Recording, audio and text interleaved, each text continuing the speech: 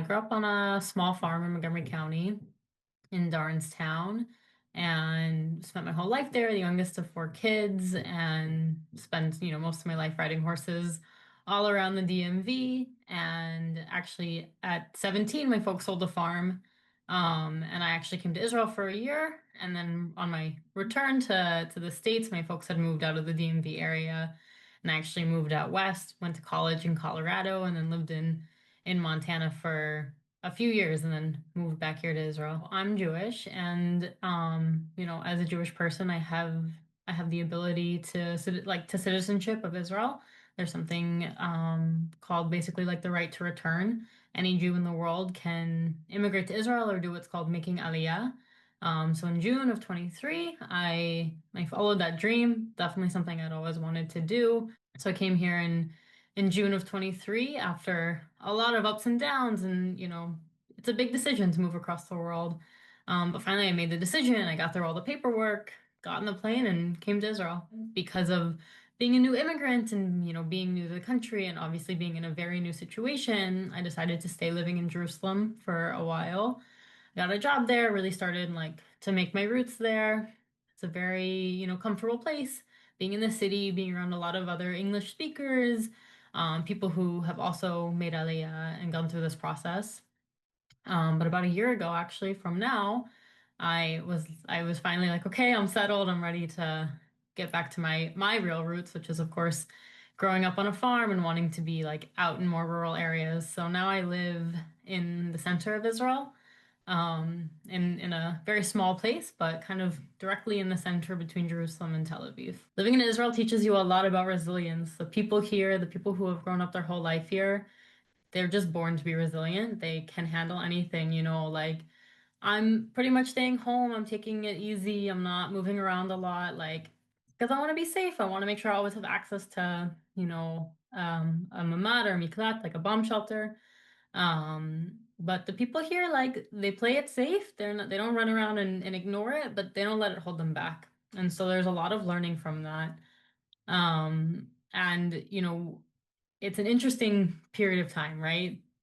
Just looking back, the past month or so, there's been a lot of talks about, okay, there's going to be an attack with Iran, maybe the US is going to be involved, maybe Israel's going to be involved. We don't really know. But the truth is the past few months, you're kind of aware, that something's going to happen. You feel a bit of a shift. You get a little bit more, okay, I'm going to pay attention to the different, and like, there's apps on your phone that tell you when there's a rocket coming or when you need to get into a safe space, something like that. And so a lot of times you don't pay attention, you don't look at it. Now it's kind of like, okay, I need to keep track of my phone, see what the notifications are, see if there's, rockets in other parts of the country, what's going on.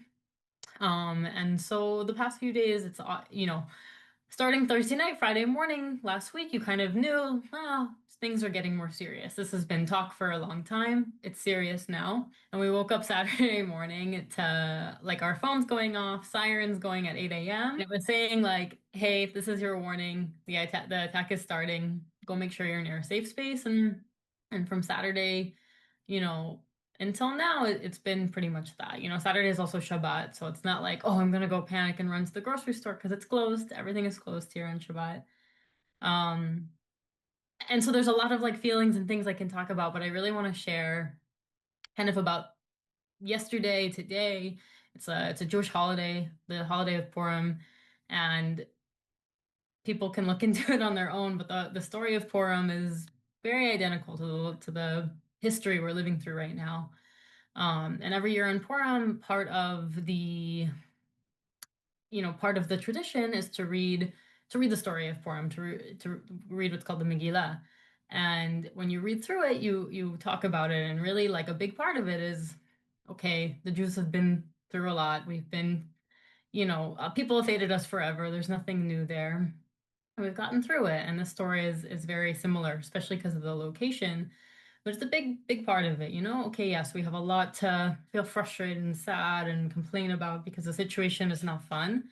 Um, but we have a lot to be joyous about. And you see these Israelis get together, and that joy, like just as much as sadness and frustration and all these other things can spread into you, so can joy, and so can, being festive, and so seeing people get together. Even today, I was in the street.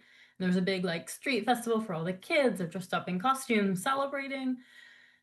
You get an alert, there's going to be an alarm soon. Okay, the music pauses, everyone goes inside, the alarm comes, you wait until it says it's safe to leave. Okay, you leave, they turn the music back on, they keep on going and they celebrate. And I think that's like the clearest picture of life here is you deal with it. It's hard, but you can't let it take it over. For me, I'm really lucky because of living in a more rural area, also it's a bit of a newer area, so all of the homes actually have shelters inside of them.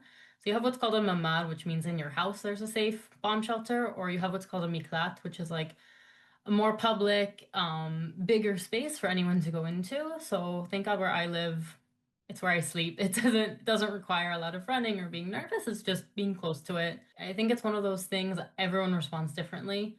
The fact is like when sirens happen, I don't have to run and move around. Like that's I've been at like throughout this, I have been in different spaces in Israel, and all of a sudden, like today, I had to go to the grocery store. It wasn't like I was doing anything crazy. There was a siren. Okay, all of a sudden, like you have a bunch of people all together, a bunch of strangers, and yeah, some people panic, some people are calm. Some stranger you've never met is saying, "Hey, everyone, it's okay, calm down." Someone else is saying, "Oh, I'm watching the news and here's what's happening," and you're like, oh, okay, now I have to handle all of their anxieties too.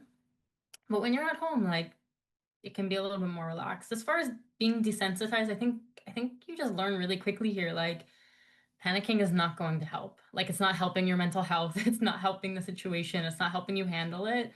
So you just learn like, okay, this is happening, take a deep breath, respond.